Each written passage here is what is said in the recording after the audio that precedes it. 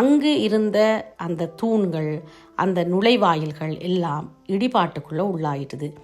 ஆனால் இவர்கள் அது எல்லாம் மிக கவனமாக பக்குவப்படுத்தி அந்த இடங்களை எல்லாம் மியூசியமாக அமைத்து மக்களுக்கு அதை காட்சிப்படுத்தி அதன் வாயிலாக கிடைக்கும் பணத்தை அதற்கு திரும்பவும் பயன்படுத்தி மீள் வடிவம் கொடுத்து கொண்டிருக்கிறார்கள்.